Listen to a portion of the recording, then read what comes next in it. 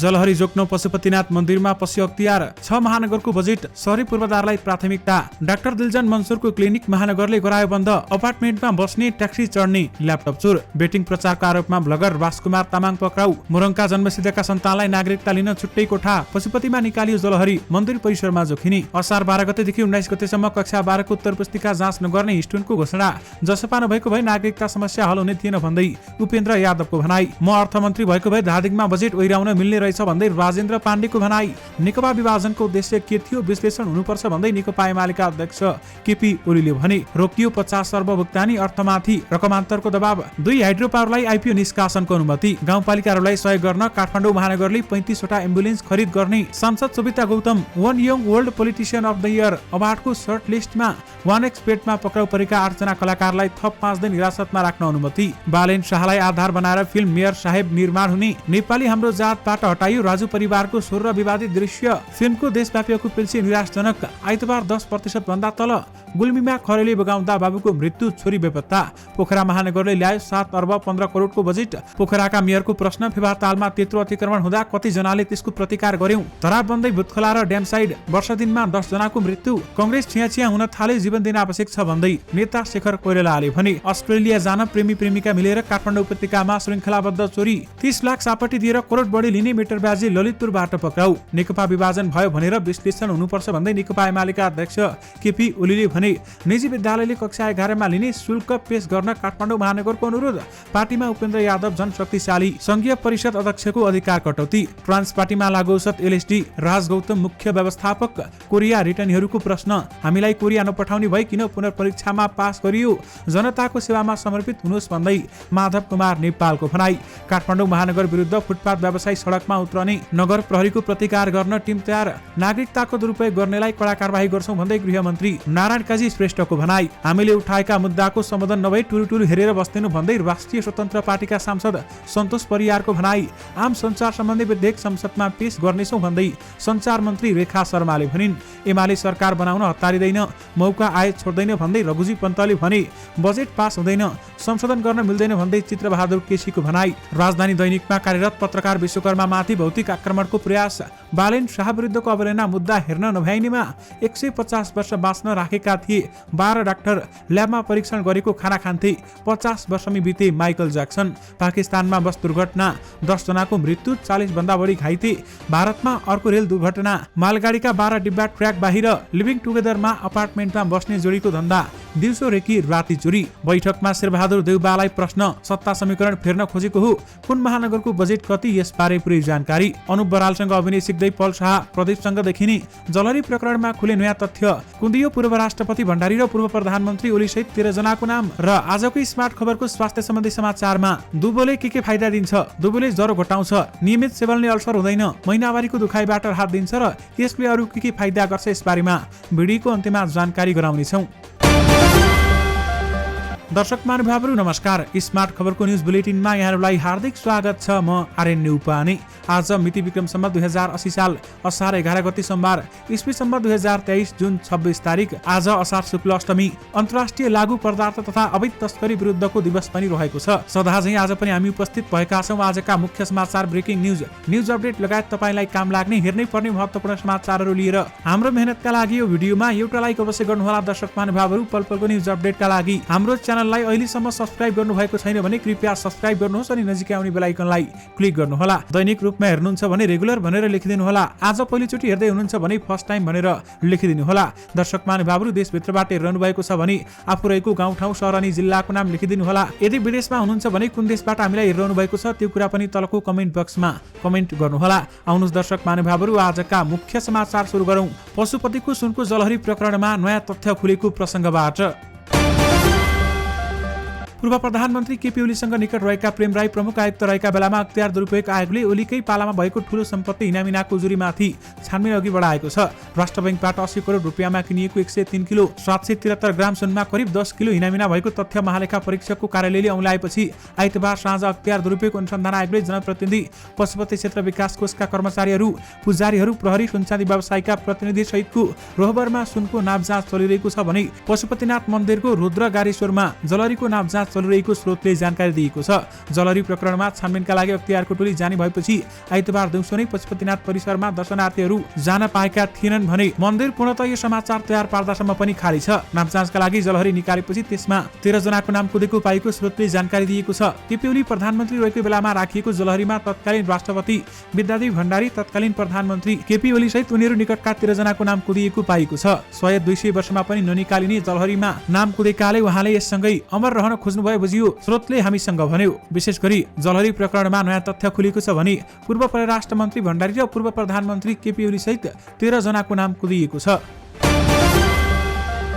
Online betting प्लेटफर्मको विज्ञापन तथा प्रचार प्रसार गरेको आरोपमा ब्लगर राजकुमार थापा भन्ने राजकुमार तामाङलाई प्रहरीले पक्राउ गरेको छ। उनलाई शुक्रबार पक्राउ गरेको उपत्यका अपराध अनुसन्धान कार्यालयका प्रवक्ता एवं प्रहरी परीक्षक एसपी रविन्द्र रेग्मीले जानकारी दिनुभयो। एसपी रेग्मीका अनुसार पक्राउ परेका उनलाई थप अनुसन्धानको लागि प्रहरी परिसर टेकुमा पठाइएको छ। यसअघि जेठ 32 गते अनलाइन बेटिङ प्लेटफर्मको विज्ञापन तथा प्रचार प्रसार गरेको आरोपमा कलाकार राजु पौडेल, राजु मास्टर र मरिसमान श्रेष्ठ, बल्छी ध्रुवे सहित पवन खतिवडा, एलिस राई, ज्वलन घरतीमगर, गणेश देवकोटा, सरोज घिमिरे र बेगम नेपालीलाई पक्राउ गरिएको थियो। सोही दिन प्रहरीले वानेक्सबेट मार्फत 1 अर्ब बढीको सट्टेबाजी गराउने 5 जना एजेन्टहरूलाई समेत सार्वजनिक गरेको थियो।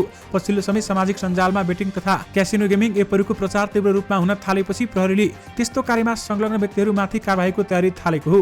नेपालको मुलुकी अपराध संहिता 2074 को धारा 125 मा जुवा खेल्न वा सट्टेबाजी गराउन नहुने व्यवस्था छ। धारा 125 को 920 को उपदफा 110 को क मा पहिलो पटक जुवा खेल्ने वा खेलाउनेलाई 3 महिनासम्म कैद वा 30,000 रुपैयाँसम्म जरिवाना र उपदफा ख मा दोस्रो पटकदेखि जुवा खेल्न वा खेलाउन लगाउनेलाई 1 वर्षसम्म कैद र 50,000 रुपैयाँसम्म जरिवाना र त्यसपछिको कसुरमा पटकै पछि थप 3 महिना कैद र 10,000 रुपैयाँसम्म जरिवाना हुने व्यवस्था छ। पक्राउ परेकाले युट्युबबाट वानेक्स एप मार्फत बेटिङको प्रचार गरेको आरोप प्रहरीको छ। युट्युबमा प्रोमो कोड प्रयोग गरी वानेक्स बेटिङमा छुट प्राप्त गर्न सकिने भन्दै विज्ञापन देखिएको छ। सरकारले नेपालमा अनलाइन सट्टेबाजी गराउने वानेक्स बेट लगायतका वेबसाइटमाथि प्रतिबन्ध लगाउने निर्णय गरे पनि अनलाइन मार्फत सट्टेबाजी गर्ने गराउने प्रवृत्तिमा नियन्त्रण हुन सकेको छैन। पशुपतिनाथ मन्दिरको जलहरी जोख्नका लागि निकालिएको छ। अख्तियार दुर्व्यवहारको अनुसन्धान आयोगको टोली पशुपतिनाथ मन्दिरमा पुगेपछि जलहरी बाहिर निकालेर जोख्न लागेको हो। मन्दिरबाट निकालिएको जलहरीलाई सेतो कपडाले छोपेर मन्दिर परिसरमा राखिएको छ। अब त्यही जोखिनेछ। करिब 1 क्विन्टलको जलहरी विभिन्न भाग मिलाएर जडान गरिएकाले टुक्रा टुक्रा पारेर मात्रै निकाल्न सकिन्छ। नापजाँचको दृश्य रेकर्डका लागि अख्तियारको टोलीले अस्थायी रूपमा सीसीटीभी क्यामेरा जडान गरेको छ भने काठमाडौँ महानगरपालिकाको वडाका प्रतिनिधि, प्रहरी वृत्त गौशालाको टोली, पशुपति क्षेत्र विकास कोष र पुजारीहरूलाई राखिएको छ। जलहरी राख्न 103 किलो सुन खरिद गरिए पनि 93 किलो मात्र जलहरी बनाइएको र 10 किलोको रिङ बनाएको भनिए पनि त्यसको प्रमाण नभेटिएको भन्दै महालेखा परीक्षकको कार्यालयले प्रश्न उठाएको थियो। यद्यपि अहिले यो समाचार तयार पार्दासम्म भने पशुपतिबाट सुनको जलहरी निकालिएको छ र मन्दिर परिसरमा जोखिने बताइएको छ।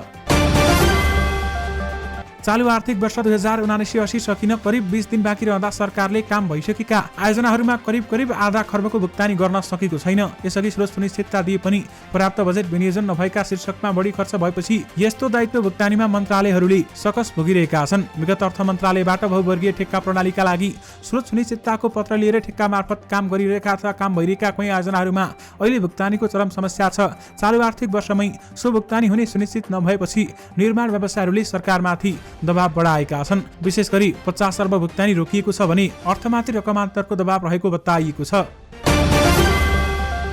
काठमाडौँ महानगरपालिकाले देशका विभिन्न गाउँपालिकाहरूमा एम्बुलेन्स किनेर सहयोग गर्ने भएको छ। आगामी आर्थिक वर्ष 2080-81 को बजेट मार्फत 35 वटा एम्बुलेन्स खरिद गरेर विभिन्न गाउँपालिकाहरूलाई सहयोग गर्ने घोषणा महानगरले गरेको छ। महानगरकी उपप्रमुख सुनिता डङ्गोलले बजेट मागको आधारमा गाउँपालिकाहरूलाई एम्बुलेन्स उपलब्ध गराइने बताएकी छन् भने एम्बुलेन्स खरिदका लागि 7 करोड रकम विनियोजन भएको उहाँले जानकारी दिनुभएको छ।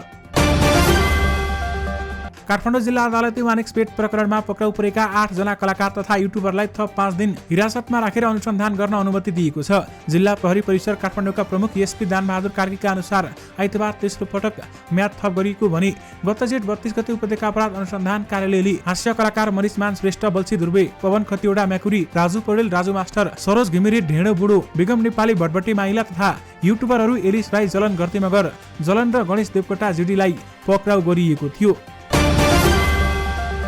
दर्शक महानुभावहरू, काठमाडौँ महानगरपालिकाका प्रमुख बालेन शाहका कार्यमा आधारित रहेर निर्देशक राजु गिरीले फिल्म मेयर साहब निर्माण गर्ने भएका छन्।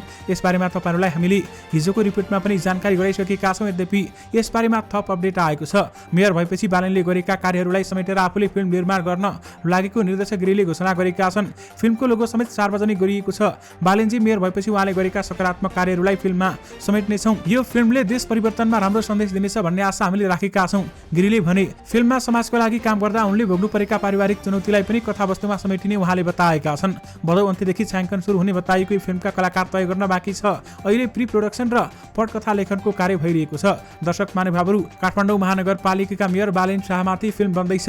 यसबारेमा तपाईहरुको धारणा के छ? हामीलाई यो भिडियोको कमेन्ट बक्स मार्फत बताउन भने नबिर्सनुहोला।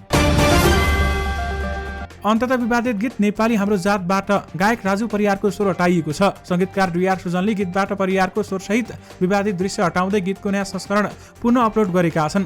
बाहुन क्षेत्री मुर्दाबाद भनिने नारा लगाएको दृश्यलाई हटाएर जातिवाद मुर्दाबाद राखिएको छ। दर्शकले यो गीतमा अबको राजुको ठाउँमा अर्जुन कुमारको आवाज सुन्न पाउनेछन्। जातिवादी नारा लगाएका दृश्य राखिएपछि सामाजिक सञ्जालमा गीतलाई लिएर विरोध भइरहेको छ।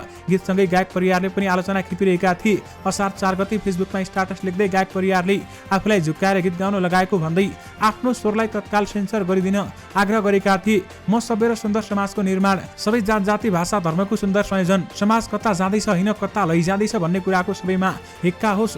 पुनः मलाई यस किसिमले विवादित बनाउने मनासै नराखिदिनु होला भन्दै उहाँले बताएका थिए। यो विवादित गीतमा अहिले सुजन र अर्जुन सहित हेमन्त कान्छा रमाइली र धर्म गन्धर्वले स्वर दिएका छन्। तेस्रो पटक यो गीत युट्युबमा अपलोड भएको भने लगातारको विवाद र पटक पटक अपलोड गर्दा गीतको भ्युज प्रभावित बनेको छ। यति बेलामा नेपाली फिल्म हल सुनसान छन्। पछिल्लो सप्ताहन्त हलको कमाईको हिसाबले निराशजनक भयो। आइतबार देशव्यापी फिल्मको कुपेन्सी 5 देखि 10% तल छ, जुन शून्य प्राय हो। यो परिस्थितिका लागि 3 पक्ष जिम्मेवार छन्। पहिलो, प्रदर्शनरत अन्तिम संस्कार र निर्फुलले दर्शकलाई आकर्षित गर्न नसक्नु। दोस्रो, स्वदेशी होस् या विदेशी कुनै पनि ठुला र नयाँ फिल्म रिलिज नहुनु। र तेस्रो, भारतीय फिल्म आदिपुरुषलाई लिएर भएको विवादको असर। हल सञ्चालकहरूले यी 3 कारणले हलमा दर्शक नआएको बताउँछन्। जारी फिल्मपछि नेपाली बक्स अफिसमा अन्य फिल्म नचलिरहेको देखिएको छ। चलचित्र विकास बोर्डले पछिल्लो तथ्याङ्क अनुसार रिलिज भएका फिल्मले निकै न्यून कमाई गरिरहेका छन्। आदिपुरुष विवादमा भारतीय फिल्मलाई रोक लगाउने काठमाडौँ महानगरपालिकाको निर्णयको असर पनि हलमा देखिएको सञ्चालक बताउँछन्। अदालतले आदिपुरुषको पुनः प्रदर्शनको बाटो खुला गरे पनि चलचित्रसँगले नलगाउने निर्णय गरेको छ। पुनः रिलिज गरिएको जरा हटके जरा बच्केले दर्शकको प्राथमिकतामा परेको देखिएन। यस्तोमा दर्शक नआएपछि हलले केही सो स्थगित गरेका छन् भने केहीले 1-2% अकुपेन्सीमै फिल्म देखाइरहेका छन्। फिल्मको देशव्यापी अकुपेन्सी निराशजनक भएको छ भने आइतबार यानि कि हिजो 10% भन्दा तल देखिएको छ। दर्शक महानुभावहरू, अस्ट्रेलिया जान प्रेमी प्रेमिका मिलेर उपत्यकामा श्रृङ्खलाबद्ध चोरी गरिएको भेटिएको छ। तपाईहरुले साँचो सुन्नुभयो। गत जेठ 28 गते ललितपुरको मानभवन ग्लोबल लिङ्क टेक्नोलोजीमा चोरी भयो। जिल्ला प्रशासन कार्यालय सामान्यबाट ल्यापटपहरू चोरी भएपछि सञ्चालक ओम प्रकाश प्रधानले प्रहरीमा उजुरी हाले। ललितपुरका अन्य स्थानमा पनि यस्तै प्रकारको चोरी भएको उजुरी आइदिएपछि प्रहरीले चोरीमा संलग्नको पहिचान गरी कानुनी दायरामा ल्याउन अनुसन्धान अघि बढायो। झण्डै 2 साताको अनुसन्धानपछि प्रहरीले शनिबार काठमाडौँको कलङ्की नजिकै रहेको सोल्टी सिटी अपार्टमेन्टबाट काठमाडौँ 1 नक्सालका 39 वर्षीय सुबोध श्रेष्ठ र उनकी प्रेमिका काठमाडौँ 16 की 19 वर्षीय रोशनी महर्जनलाई पक्राउ गर्यो। ललितपुर प्रहरी प्रमुख एसएसपी सिद्धि विक्रम शाहका अनुसार उनीहरू दुवैजना लिभिङ टुगेदर बस्ने गरेका थिए। महर्जनले श्रेष्ठसँग मिलेर चोरी गरेको शाहले बताएका छन्। सुबोध श्रेष्ठ 2061 सालमा चोरीकै मुद्दामा 9 महिना जेल बसेर छुटेको प्रहरी रेकर्डमा उल्लेख गरिएको छ। जेलबाट छुटेपछि उनी महाबद्धोमा आइटी सम्बन्धी काम सिकेर आफ्नै पसल समेत खोलेका थिए। आइटीको काम सिकेपछि उनले काठमाडौँमा सञ्चालनमा रहेका विभिन्न आइटीकै कम्पनीमा सामान खरिद गर्न दिसो गएर कुराकानी गर्ने र रेकी गर्ने रातको समयमा भने चोरी गर्ने गरेको एसएसपी शाहले बताउनुभयो। उनीहरूले चोरी गरेको सामान हाम्रो बजार.com मा हालेर बेच्ने गरेको खुलेको शाहले जानकारी दिए। श्रेष्ठ जोडीले ललितपुर र काठमाडौँमा गरेर 4 स्थानमा चोरी गरेको बयान दिएका छन्। तर प्रहरीले भने यी 2 जिल्लामा उनीहरूले 8 स्थानमा चोरी गरेको दावी गरेको छ। उनीहरूले चोरी गरेकै पैसाले अपार्टमेन्टलाई मासिक 60,000 भाडा तिर्ने गरेको, खाना पनि हरेक दिन रेस्टुरेन्टमा मगाउने गरेको प्रहरी समक्ष बताएका छन्। एक स्थानमा चोरी गर्न जाँदा उनीहरूले 3 वटासम्म पठाउ बुक गर्ने गरेका थिए। प्रहरीबाट उम्कन सकियोस् भनेर उनीहरूले एक पटक पठाउ बुक गरेपछि त्यो मोबाइल नम्बर अर्को पटक प्रयोग गर्दैनथे। अस्ट्रेलिया जानका लागि आईएलटीएस गरिरहेको र त्यहाँ जान लाखौं रुपियाँ लाग्ने भएपछि चोरी कार्यमा लागेको उनीहरूले प्रहरी समक्ष बयान दिएको बताएका छन्। पुतली सडकको एक आईटी कम्पनीमा उनीहरू रातको 11 बजे छिरेर बिहान 5 बजे निस्किएको एसएसपी शाहले बताए। प्रहरीले उनीहरूबाट 11 वटा ल्यापटप, मोबाइल र अन्य आईटी का सामानहरू बरामद गरेको छ। ललितपुरमा एकजना मिटरबाजी पक्राउ परेका छन्। ललितपुर महानगरपालिका 14 नाखीपोट बस्ने 46 वर्षीय ज्ञानेन्द्र महर्जनलाई पक्राउ गरेको जिल्ला प्रहरी परिसर ललितपुरका एसपी सिद्धिविक्रम शाहले जानकारी दिनुभयो। उनका अनुसार ज्ञानेन्द्रले 2075 पुस 24 गते ललितपुर 11 बस्ने 37 वर्षीय मनोज महर्जनलाई 30 लाख रुपियाँ दिएका थिए। सापटी रकम फिर्ता लिँदा भने उनले 1 करोड 26 लाख रुपियाँ सामाभन्दा बढी लिएर अनुचित लेनदेन गर्न नहुने कसुर गरेको प्रहरीले जनाएको छ। त्यसैले अनुचित लाभ लिएको भन्ने उजुरी परेपछि परिसरले उनलाई गत शुक्रबार पक्राउ गरेको हो। उनलाई ललितपुर 14 जुपिटर टोल स्थित घरबाट पक्राउ गरिएको हो। दर्शक महानुभावहरू 30 लाख रुपियाँ ऋण दिएर 1 करोड 26 लाख सामाभन्दा पनि बढी लिएको बताइएको छ। नेकपा एमालेका अध्यक्ष केपी शर्मा ओलीले तत्कालीन नेकपा विभाजन हुनुको कारणबारेमा विश्लेषण हुनुपर्ने बताएका छन्। काठमाडौँमा आयोजित एक पुस्तक विमोचन कार्यक्रममा बोल्दै एमाले अध्यक्ष केपी ओलीले विभाजन बारेमा विश्लेषण हुनुपर्ने बताएका हुन्। हाम्रो 2.5 वर्ष अगाडि पार्टी विभाजन भयो। त्यो विभाजन यसले यसो भन्यो, उसले उसो भन्यो भनेर मात्र हुन्न। त्यस पछाडिका कारणहरू के थिए, उद्देश्यहरू के थिए, किन विभाजन भयो, किन गरियो, कस्तो पृष्ठभूमिबाट त्यो विभाजन सम्भव भयो, यी कुराहरू अलिकति आउन पर्यो भन्दै उनले भने। विभाजन भएको भन्नु मात्रै भन्दा पनि आन्तरिक बाह्य कारणहरू के कस्ता थिए भन्ने बारेमा बुझ्न जरुरी रहेको उहाँले बताउनु भएको छ। काठमाडौँ महानगरपालिकाले सबै निजी विद्यालयहरूलाई विद्यार्थीसँग लिने प्रस्तावित शुल्क शिक्षा विभागमा पेश गर्न अनुरोध गरेको छ। महानगरले निजी विद्यालयले विद्यार्थीहरूसँग कुन कुन शीर्षकमा कति शुल्क लिने निर्णय गरेको छ, सो विवरण असार मसान्तसम्म पेश गर्न भनेको छ। महानगरभित्र सञ्चालित सबै संस्थागत विद्यालयहरूले शैक्षिक सत्र 2080-81 मा कक्षा 11 मा भर्ना गर्न विद्यार्थीहरूसँग के शीर्षकमा के कति शुल्क लिने हो। काठमाडौँ महानगरपालिका शिक्षा ऐन 2075 को दफा 27/9 बमोजिमको विद्यालय व्यवस्थापन समितिको निर्णय सहित शुल्क प्रस्ताव मिति 2080 असार मसान्त भित्र यस विभागमा उपलब्ध गराइदिन हुन अनुरोध गरिएको छ भन्दै उक्त पत्रमा समेत भनिएको छ। उद्योग व्यापार सहकारी महासंघमा आबद्ध राष्ट्रिय स्वरोजगार व्यवसायी संघका व्यवसायीहरूले काठमाडौँ महानगरपालिका विरुद्ध आन्दोलन घोषणा गर्ने भएका छन्। आइतबार रिपोर्टर्स क्लब नेपालमा पत्रकार सम्मेलन गर्दै उनीहरूले महानगरले हालसम्म पनि फुटपाथ व्यवसायीहरूलाई उचित व्यवस्थापन नगरेको भन्दै आन्दोलनमा उत्रिन लागेका हुन्। काठमाडौँ महानगर विरुद्ध फुटपाथ व्यवसायी सडकमा उत्रने भएका छन्। नगर प्रहरीको प्रतिकार गर्न टिम पनि तयार गरिएको छ। काठमाडौँ महानगरकै इतिहासमा महानगर प्रमुख बालेन्द्र शाह सबैभन्दा झुटो मेयर भएको उनीहरूको आरोप छ। बालेन गरिबहरूको सहानुभूतिबाट चुनाव जितेर पुँजीपति वर्गको सेवा र सामन्तवादीहरूको पक्ष पोषणमा लागेको राष्ट्रिय स्वरोजगार व्यवसायी संघको आरोप छ। आफूहरूसँग महानगर र सरकारले पटक पटक गरेको सम्झौता कार्यान्वयनमा ल्याएर गरिखाने वातावरण निर्माण गरिदिन उनीहरूले माग गरेका छन्। आफूहरूको माग सम्बोधन नभएको खण्डमा कडा आन्दोलन गर्ने उनीहरूको चेतावनी छ। बालनले पीडामा पिल्सिएकाहरूलाई मात्र पीडा दिएको र उनीमा सामन्ती शैली देखिएको राष्ट्रिय स्वरोजगार व्यवसायी संघको बुझाइ रहेको छ। दर्शक महानुभावहरू, यसबारेमा तपाईँको धारणा हामीलाई यो भिडियोको कमेन्ट बक्स मार्फत बताउन भने नबिर्सनुहोला। गृहमन्त्री नारायण काजी श्रेष्ठले नागरिकताको दुरुपयोग गर्नेलाई कडा कारबाही गर्ने बताएका छन्। प्रतिनिधि सभाको बैठकमा बोल्दै मन्त्री श्रेष्ठले संविधानले दिएको अधिकार अनुसार सबैलाई नेपाली नागरिकता दिने उल्लेख गरेका छन्। उनले भनेका छन्, संविधान अनुसार नागरिकताको हक प्राप्त नेपाली नागरिकहरूलाई यथाशीघ्र नागरिकताको प्रमाणपत्र दिने, नागरिकताको हक दिने र नागरिकताको दुरुपयोग र अवमूल्यनलाई कडाइपूर्वक नियन्त्रण गर्ने सरकारको नीति रहेको छ। उनले शान्ति सुरक्षा अपराध नियन्त्रण, संविधान प्रदत्त मौलिक हकहरूको निर्वाध प्रयोग सहित स्वतन्त्र नागरिक जिन्दगी पाउने स्थितिको प्रत्याभूति गर्ने, भ्रष्टाचारको प्रभावकारी नियन्त्रण सहित सुशासनको स्थापना गर्ने, विपद जोखिम न्यूनीकरण तथा व्यवस्थापन गर्ने सरकारले नीति लिएको बताएका छन्। नागरिकताको दुरुपयोग गर्नेलाई कडा कारबाही गर्छौं भन्दै गृहमन्त्री नारायण काजी श्रेष्ठले बताउनु भएको छ। राष्ट्रिय स्वतन्त्र पार्टी रासपाका सांसद सन्तोष परियारले संसदमा आफ्नो पार्टीले उठाएका मुद्दाको सम्बोधन नभई टुलटुलु हेरेर बस्न नसक्ने बताएका छन्। आइतबार संसद भवन बाहिर सञ्चारकर्मीसँग कुराकानी गर्दै पार्टीका प्रमुख सचेतक समेत रहेका परियारले बजेट कर्मकाण्डी आएको बताएका छन्। उनले बजेटका सैद्धान्तिक छलफलदेखि नीति तथा कार्यक्रम र बजेट नै नयाँ निर्माण गर्नुपर्ने आवश्यकता औल्याएका छन्। परियारले बजेटकै कारण अहिलेको सरकार ढल्न भन्न नसकिने बताए। उनले संसदमा पहिलो र दोस्रो दल कांग्रेस र एमाले मिलेर सरकार बनाउने कुरामा आफूलाई विश्वास नलागेको बताएका छन्। परियारले रासपा स्थायी सरकारको पक्षमा रहेको बताएका हुन्। नेकपा एमालेका सांसद रघुजी पन्तले एमाले सरकार बनाउन नहतारिने तर मौका नछोड्ने बताएका छन्। संसद बाहिर सञ्चारकर्मीसँग कुराकानी गर्दै उनले सरकारको अहिलेको काम कारबाहीसँग जनता सन्तुष्ट नभएकाले नेकपा एमाले र नेपाली कांग्रेसको प्रभावकारी सरकार बनोस् भन्ने जनताको चाहना रहेको बताएका छन्। उनले नीति कार्यक्रम र बजेट फेल भए पनि सरकार फेल हुने अहिलेसम्मको मान्यता रहेको बताएका छन्। उनले अहिलेको सरकार एमाले ढाल्नु नपर्ने बरु आफै असन्तुष्टि पुग्दै सरकार ढल्ने बताएका छन्। सांसद पन्तले बजेट परिवर्तन हुने सम्भावना नरहेको बताउनुभयो। राष्ट्रिय जनमोर्चाका अध्यक्ष एवं सांसद चित्रबहादुर केसीले बजेटमा भेदभाव गरिएको भन्दै पास हुन नसक्ने बताएका छन्। संसद बाहिर सञ्चारकर्मीसँग कुराकानी गर्दै उनले सिद्धान्त त बजेट संशोधन गर्न नमिल्ने बताएका छन्। अध्यक्ष केसीले बजेटमाथिको अहिलेको छलफलमा जनता भुल्याउने काम मात्रै भएको बताएका छन् र उनले भनेका छन् अहिलेका राजनीतिक दलहरूले संसदीय पद्धतिका कुरा गर्नु जनतालाई उल्लु बनाउनु सरह भएको बताएका छन् र उनले जनतालाई झुक्काएर सत्तामा रहनुको नाटक मञ्चन राजनीतिक दलहरूले गरिरहेको बताएका छन्। अध्यक्ष केसीले बजेटमा भेदभाव र अन्याय गरिएको बताउनुभयो। काठमाडौँ महानगरपालिकाका मेयर बालेन शाह विरुद्धको मुद्दा हेर्न नभइनेमा परेको छ। न्यायाधीश प्रकाश कुमार ढुङ्गानाको इजलासमा बालेन विरुद्धको रिट परेको थियो भने अदालतको आदेश मान्दिन भन्ने अभिव्यक्तिबाट अदालतको अवहेलना भएको भन्दै अधिवक्ता वर्षा कुमारी झाले सर्वोच्च अदालतमा शुक्रबार रिट दायर गरेकी थिइन्। उक्त रिटमाथि सुनवाईका लागि आइतबारको पेशी तोकिएको थियो।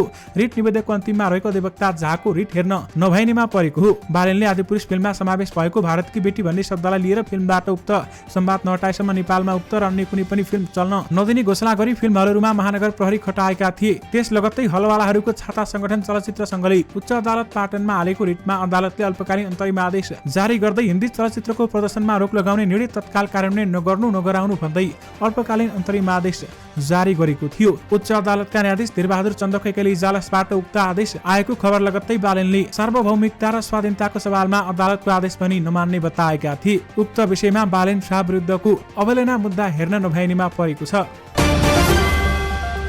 दर्शक महानुभावहरू एउटा अन्तर्राष्ट्रिय समाचार तपाईहरु माझ राख्न चाहे। पाकिस्तानको दक्षिणी सिन्ध प्रान्तको नवाब शाह जिल्लामा आइतबार 2 यात्रुवाहक बस एक आपसमा ठोकिँदा कम्तीमा 10 जनाको मृत्यु हुनुका साथै अन्य 40 भन्दा बढी घाइते भएका छन्। एक लेनको सडकमा विपरीत दिशामा गुडिरहेका 2 बसले एकै पटक 2 फरक सवारी साधनलाई ओभरटेक गर्दा ठोकिएर दुर्घटना भएको प्रहरीले जानकारी गराएको छ। दुर्घटनाको केही मिनेटभित्र नै उद्धारकर्मीहरू घटनास्थलमा पुगेका र पीडितहरूलाई स्थानीय अस्पतालमा स्थानान्तरण गरिएको उद्धारकर्मीले जनाएका छन्। मृत्यु हुनेमा महिला र बालबालिका रहेको उद्धारकर्मीले भएको छ। पाकिस्तानमा बस दुर्घटना हुँदा 10 जनाको मृत्यु भएको छ भने 40 भन्दा बढी घाइते भएका छन्। त्यसैगरी दर्शक महानुभावहरू एउटा अर्को अन्तर्राष्ट्रिय खबर रहेको छ। आइतबार भारतमा अर्को रेल दुर्घटना भइसकेको छ। पश्चिम बंगालको बाकुण्डा जिल्लामा आइतबार बिहान 2 मालगाडीका आपसमा ठोकिँदा कम्तीमा 12वटा डिब्बा ट्र्याक बाहिर गएका छन् भने यो दुर्घटना ओन्दा रेलवे स्टेसनमा भएको हो। यो जोरदार ठक्करले अघिल्लो महिना भएको कोरोमण्डल दुर्घटनाको याद दिलाएको छ। रेलवे स्रोतले यसबारेमा जानकारी दिएको हो। रेलवेका अधिकारीका अनुसार ओन्दा स्टेसनको लुप लाइनमा बाकुण्डाका विष्णुपुर जाँदै गरेको एउटा मालगाडी रोकिएको थियो। यसै रुटमा पछाडिबाट आएको अर्को मालगाडीले त्यसलाई जोरदार तरिकाले ठक्कर हान्यो। यो ठक्कर यति बलियो थियो कि पछाडिको ट्रेनको इन्जिन पहिलो मालगाडीबाट चढ्यो, जसका कारण 12 डिब्बा ट्र्याक बाहिर गए। रेलवे स्रोतका अनुसार एक चालकलाई हल्का चोट लागेको बताइएको छ। यो दुर्घटनाका कारण बिजुलीको ओभरहेड तार टुटेको छ, जसका कारण आद्रा खडगपुर सेक्सनमा रेलको आवाजात प्रभावित भएको छ। दर्शक महानुभावहरू कुन महानगरपालिकाले कति बजेट ल्याए आउनुस् तपाईहरुलाई यसबारेमा जानकारी गराउँ। दर्शक महानुभावहरू काठमाडौँ महानगरपालिकाले 25 अर्ब 54 करोड 78 लाख 20 हजार बजेट ल्याएको छ भने भरतपुर महानगरपालिकाले 6 अर्ब 31 करोड 79 लाखको बजेट ल्याएको छ। त्यसैगरी विराटनगर महानगरपालिकाले 3 अर्ब 28 करोड 50 लाखको बजेट ल्याएको छ। त्यसैगरी ललितपुर महानगरपालिकाले 6 अर्ब 50 करोडको बजेट ल्याएको छ। वीरगञ्ज महानगरपालिकाले 3 अर्ब 21 करोड 35 लाख बजेट ल्याएको छ। पोखरा महानगरपालिकाले 7 अर्ब 15 करोड 15 लाख 17 हजार बजेट ल्याएको छ। दर्शक महानुभावहरू अहिलेसम्म विभिन्न महानगरहरूले यति नै बजेट ल्याएका छन्। अभिनेता पल शाह प्रकाश फिल्म निर्देशक दिनेश राउतलाई निर्देशकका रूपमा लिएर फिल्म बनाउँदैछन्। फिल्मको पटकथा प्रकाश लेखक विकास सुवेदीले लेखिरहेका छन्। जुम्लाको एक विपन्न युवकले शिक्षकको जागिर खान गरेको सङ्घर्षमा बनेको उक्त फिल्म निकै चर्चामा आएको थियो भने फिल्मका मुख्य अभिनेता रहेका प्रदीप खड्का फरक भूमिकाका कारण निकै चर्चामा पनि आए। प्रदीपले उक्त फिल्मका लागि रङ्गकर्मी अनुप बरालसँग अभिनय सिकेका थिए। अब पलले पनि प्रदीपकै बाटो समातेर नयाँ फिल्म बनाउन लागेका हुन्। उनले प्रकाशकै लेखक निर्देशक र गुरुङलाई नयाँ फिल्मका लागि रोजेका छन्। यति मात्र होइन, प्रकाश नायक प्रदीप पनि उनीसँगै पहिलो पटक एउटै स्क्रिनमा देखिनेछन्। त्यसो त यता कता पल र प्रदीपलाई लिएर सन्तोष सेनले हुतुतु निर्माण गर्ने ठुलै हल्ला थियो। सन्तोषले यी दुईलाई लिएर फिल्म भने बनाउन सकेनन्। अब राउतको निर्देशनमा बन्ने फिल्ममा यी दुईको सहकारी पक्का भएको छ।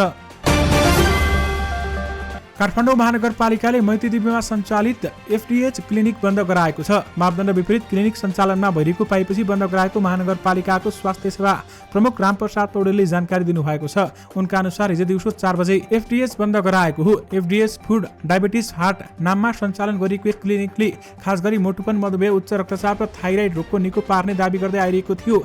यो क्लिनिक डाक्टर दिलजन मन्सुरले सञ्चालन गर्दै आइरहेका छन्। ती रोगहरू निको बनाउने नाममा लो कार्ब डाइट सञ्चालन गरिरहेको क्लिनिक मापदण्ड अनुसार सञ्चालन नभएको पाएपछि सिल गरिएको महानगर नगरी प्रहरी निरीक्षक ईश्वर वाग्लेले हामीलाई जानकारी दिनुभयो। माध्यमिक विद्यालय शिक्षक युनियन हिस्टुनले सरकारले आफ्नो मागलाई सम्बोधन नगरेको भन्दै आन्दोलनको घोषणा गरेको छ। हिस्टुनले शुक्रबार विज्ञप्ति जारी गर्दै पटक पटक ध्यानाकर्षण गराउँदा पनि व्यवस्था गरेको भन्दै 18 बुधे मागसहित असार 12 गतेदेखि 19 गतेसम्म आन्दोलन गर्ने जनाएको छ। उनीहरूले असार 12 गतेदेखि 19 गतेसम्म हाल देशभर भइरहेको कक्षा 12 को उत्तर पुस्तिका परीक्षण कार्य नगर्ने र नगराउन राष्ट्रिय परीक्षा बोर्डलाई आवश्यक सहयोग गर्ने पत्राचार गर्ने, यदि उत्तर पुस्तिका परीक्षण कार्य स्थगित नगरेमा यसबाट उत्पन्न हुने असहज परिस्थितिको सम्पूर्ण जिम्मेवारी बोर्ड र सरकार हुने समेत चेतावनी दिएको छ। जनता समाजवादी पार्टी नेपालका अध्यक्ष उपेन्द्र यादवले आफ्नो पार्टी नभएको भए नागरिकता समस्या नेपालमा कहिले पनि समाधान नहुने दाबी गरेका छन्।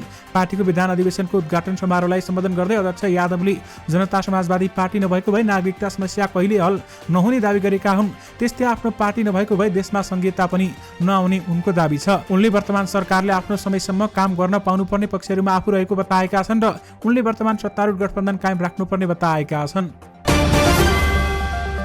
नेकपा एकीकृत समाजवादीका अध्यक्ष राजेन्द्र प्रसाद पाण्डेले जिल्लामा बजेट पास गर्न मन्त्री नै हुनुपर्ने जस्तो देखिएको बताएका छन्। संसद भवन बाहिर सञ्चारकर्मीसँग कुराकानी गर्दै पाण्डेले मन्त्री भएमा मात्र आफ्नो क्षेत्रमा बजेट पाइने भएकाले मन्त्री बन्न दौडधुप हुने गरेको बताएका छन्। मन्त्री भएपछि आफ्नो क्षेत्रमा बजेट झ्याप्पा हाल्न पाइने भएकाले मन्त्री दौडधुप हुने रहेछ। प्रकाश शरण महतको ठाउँमा म अर्थमन्त्री भएको भए धादिङमा बजेट ओइराउन मिल्ने रहेछ, धादिङबाट निर्वाचित प्रतिनिधि सभा सदस्य पाण्डेले भने। प्रधानमन्त्रीले आफ्नो क्षेत्रमा 55 करोड लैजाँदा आफूले भने बजेट नपाएको भन्दै नेता पाण्डेले बजेट पास गर्न सांसदहरूको सहयोग चाहिने कुरा नबिर्सिन चेतावनी दिएका छन्। म अर्थमन्त्री भएको भए धादिङमा बजेट ओइराउन मिल्ने रहेछ भन्दै राजेन्द्र पाण्डेले बताउनुभयो।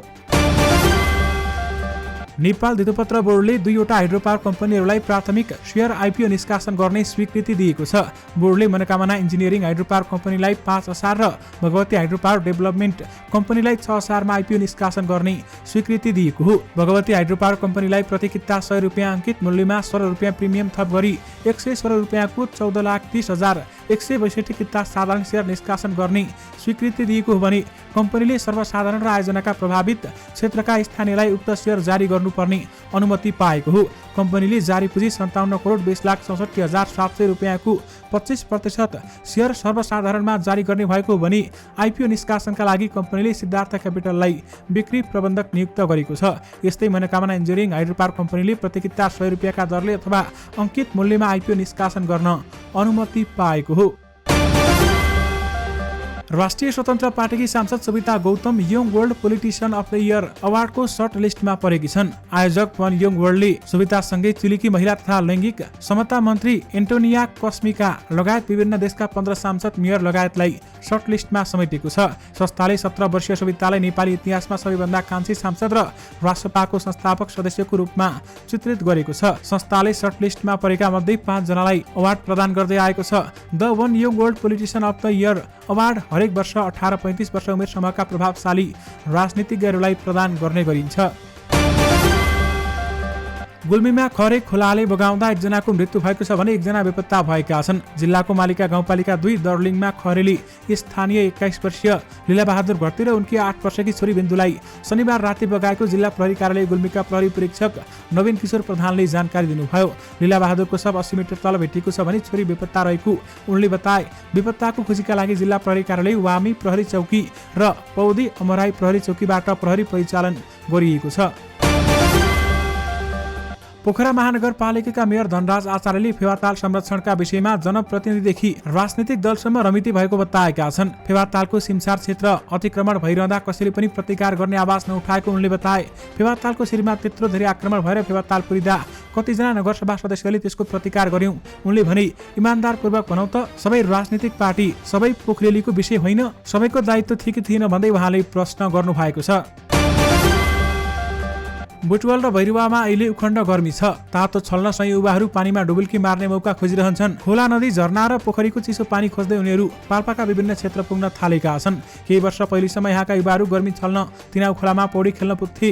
पछिल्ला केही दिनता भने तिनाउ गाउँपालिकामा रहेका भूतखोला, रानी झरना, खुर्सानीतिर जान थालेका छन्। गाउँपालिका र स्थानीय सामुदायिक वनहरूले पनि पहाड र जंगलको खोजमा रहेका पोखरी र झरनालाई पर्यटकीय स्थलका रूपमा विकास गर्न थालेका छन्। तिनाउ गाउँपालिकामा झण्डै आधा दर्जन यस्तै पोखरी र झरना छन्। यी मध्ये सिद्धार्थ राजमार्गको छैमेमा रहेको तिनाउ 3 स्थित भूतखोला अहिले सबभन्दा चर्चामा रहेको छ। बुटवलदेखि 6 किलोमिटर मात्र पर भएकाले त्यहाँको मनोरम दृश्य अवलोकन गर्न अथवा पौडी खेल्न दैनिक धेरै मानिसहरू यहाँ आउँछन्। पहाडको खोजमा झरेको सेतो छहराको पानी नीलो दहको रूपमा परिणत हुन्छ। सामाजिक सञ्जालमा व्यापक फैलिएपछि यो क्षेत्र अहिले पर्यटकीय स्थल बनेको छ। यहाँ पुगेर फोटो खिच्ने, टिकटक बनाउने मात्र होइन, म्युजिक भिडियो बनाउनेको पनि कमी छैन। यस्तै गतिविधिका लागि सिद्धबाबा मन्दिर नजिकको रहेको बुटवल पावर हाउस कम्पनीको ड्याम साइड बाँध पनि लोकप्रिय छ। पानीका यी स्रोतमा पौडी खेल्न भारतबाट समेत युवाहरू आउँछन्। तर सिप सावधानी र आवश्यक तयारी बिना पौडी खेल्दा यी खोला र दह मानिसको ज्यान लिने धराप बनिरहेका छन्। 2080 सालको पहिलो दिन वैशाख 1 गते रूपन्देहीको सिद्धार्थनगर नगरपालिका 1 बेलैयाका 20 वर्षीय शिवम जयसवालको खोलामा डुबेर मृत्यु भयो। साथीहरूसँग घुम्न आएका शिवम फोटो खिच्ने क्रममा ढुङ्गामा चिप्लिएर पोखरीमा खसेका थिए। गहिरो पोखरीमा डुबेका उनलाई तत्काल प्रहरीले उद्धार गरी अस्पतालमा लगे पनि उनको ज्यान बचेन। वैशाख 13 गते तिनाउ 3 ड्याम साइडमा पौडी खेल्ने क्रममा सिद्धार्थनगर नगरपालिका गल्ला मण्डीका 16 वर्षीय शिशिर उपाध्याय डुबेर बेपत्ता भएका थिए। उनी भोलिपल्ट सोही स्थानमा मृत फेला परे।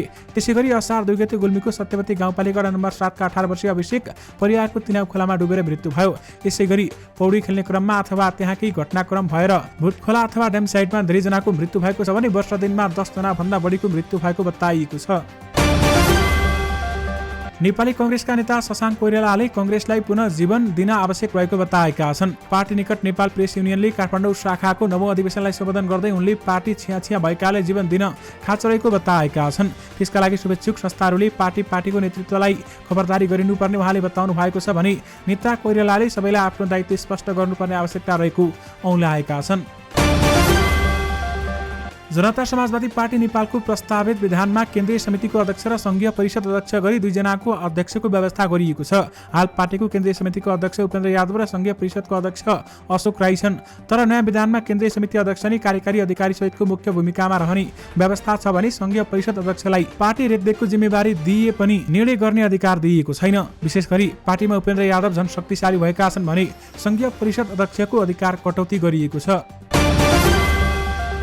स्याङ्जाको चापाकोटामा 1 वर्ष अघि ट्रान्स पार्टी लागु औषधको पार्टी आयोजना गरिएको थियो। ट्रान्स पार्टीमा लागु औषध प्रयोगकर्ताले मात्रै प्रवेश गर्न पाउँछन्। सुराक नपाएमा प्रहरीको पहुँचबाट सो पार्टी टाढा हुन्छ।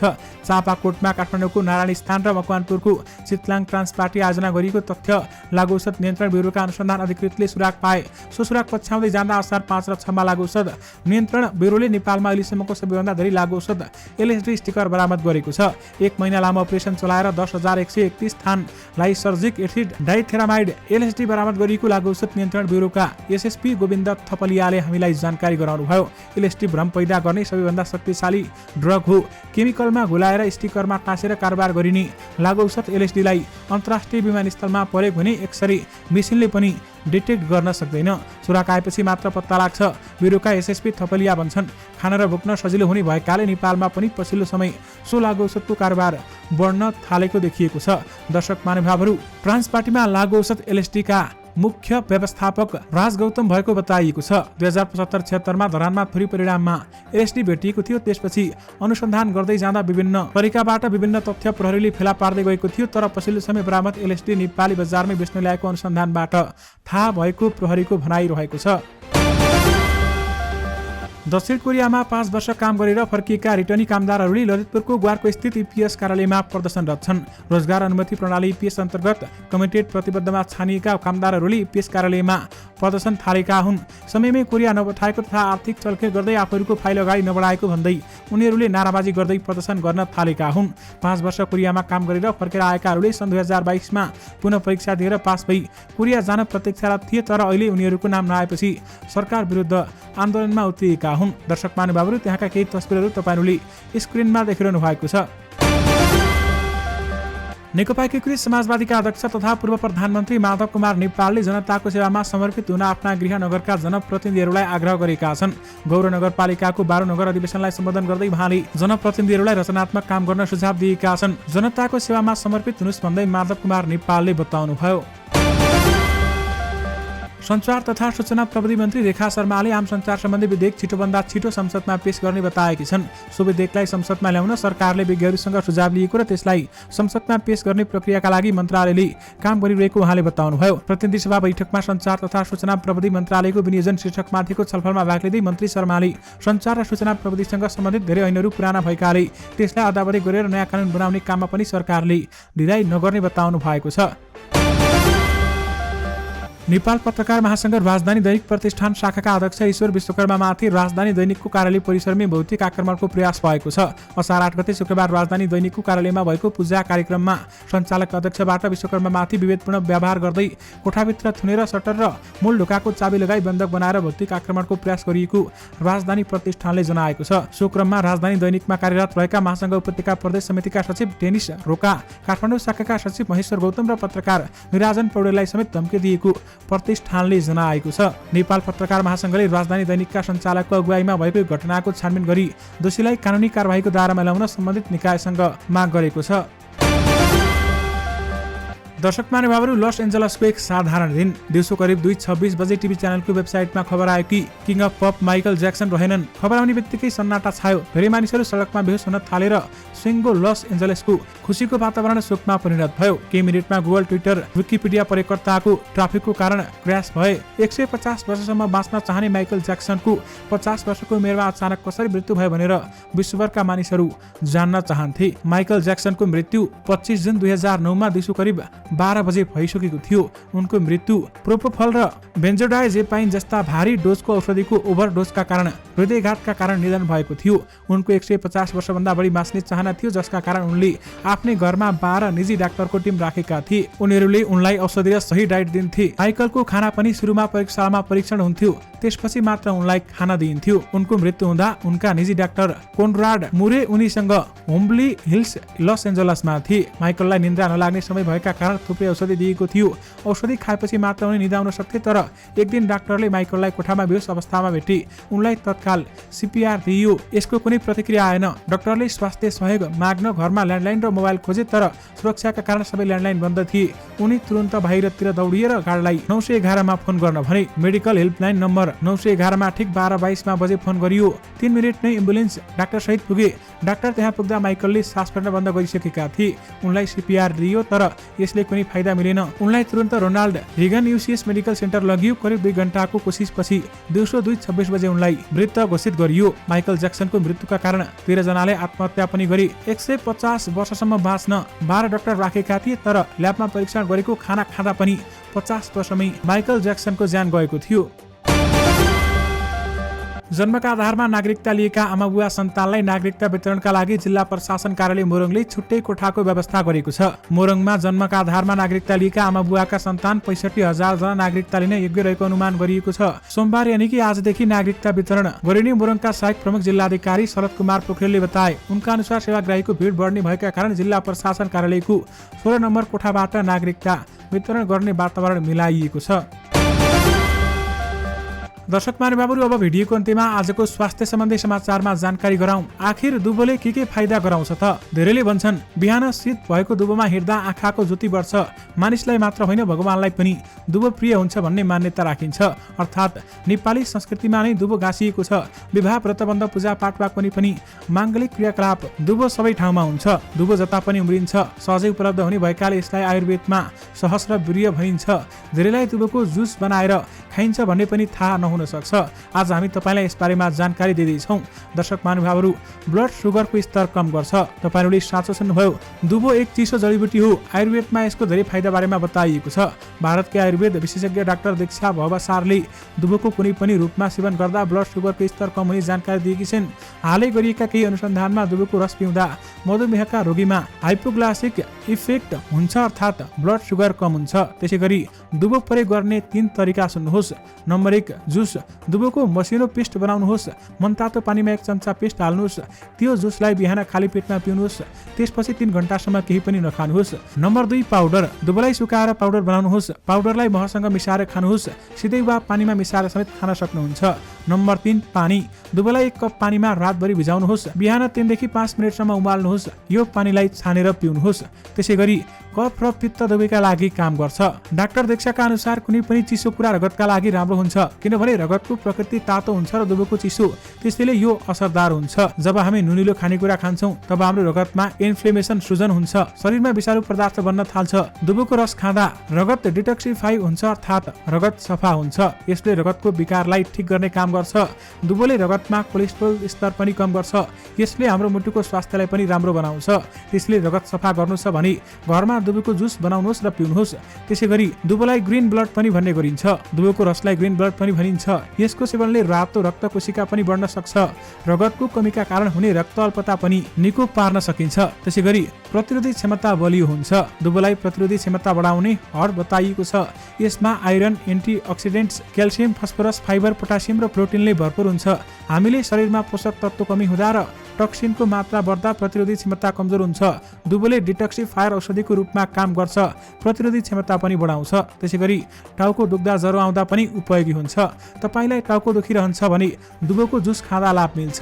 यति मात्र होइन, शरीरमा ऐठन वा दुखाइ छ भने पनि यसले कम गर्छ। दाँत दुखिरहेको छ भने महमा दुबोको रस मिसाएर खानुहोस् वा सुक्खा पाउडरलाई घिउ वा महसँग मिसाएर खानुहोस्। यसले तुरन्त राहत मिल्छ। ज्वरो आउँदा दुबोको जुस खाँदा सबैभन्दा बढी असरदार हुन्छ। त्यसैगरी कलेजोको लागि टोनिकको काम गर्छ। पेट बटारिएको छ भने वा दुखिरहेको छ भने दुबोको जुस वा पानी पिउनुहोस्, तत्काल आराम मिल्छ। डाक्टर देक्षाका अनुसार यो कलेजोका लागि फाइदाजनक हुन्छ। पेटमा अल्सर हुँदा दुबोको जुस पिउनुपर्छ। यसैगरी दुबोले पाचन प्रक्रिया पनि ठिक हुन्छ। कुलिङ नेचर भएका कारण यो एसिडिटीमा पनि उपयोगी छ। यद्यपि कब्जियतको समस्यामा दुबोको सेवनले भने कुनै पनि लाभ मिल्दैन। निन्द्रा लागेन भने दुबोको रस पिउनुहोस्। दुबोको सेवनले तनाव पनि कम गर्छ। यसमा भएको एन्टिअक्सिडेन्टले तनावलाई कम गर्न मद्दत गर्छ। यदि निन्द्रा लाग्दैन भने दुबोको रस पिउनुहोस्। बिहान नाङ्गो खुट्टाले दुबोलाई कुल्चिएर हिँड्नुभयो भने आँखाको ज्योति बढ्नुका साथै टाउको दुखाइ, माइग्रेन पनि निको हुन सक्छ। त्यसैगरी बेसारसँग दुबोको पाउडर मिसाउनुहोस्। दुबोको प्रयोग चिलाउने, बिबिरा आउने समस्यालाई ठिक पार्न सकिन्छ। मुठ्ठीभरि दुबोको पेस्ट बनाउनुहोस्। यसलाई बेसार हालेर छालामा लगाउनु भयो भने रोग निको हुन्छ। सानोतिनो घाउ बन्दा दुबोको पेस्ट काम लाग्छ। दुबोले छालाको बिबिरा हटाउनुका साथै छिट्टै घाउ निको पार्न पनि मद्दत गर्छ। नियमित रूपमा दुबोको रस पिउँदा छालामा निखार आउँछ। दर्शक महानुभावहरू, यससँगै तपाईँहरूमाझ आजका सबै मुख्य समाचारहरू राखिसकेका छौँ। फेरि पनि तपाईँहरूमाझ नयाँ मुख्य समाचारहरूको साथमा उपस्थित हुने छौँ। हामीले आजदेखि दैनिक बिहान 5 बजे मुख्य समाचार लिएर आउनेछौँ र त्यसैगरी साँझ 5 बजे पनि मुख्य समाचारहरू लिएर आउनेछौँ। उक्त समाचारहरू हेर्न अथवा सुन्न भने नबिर्सिनुहोला। अहिलेलाई भने मलाई बिदा दिनुहोस्। नमस्कार।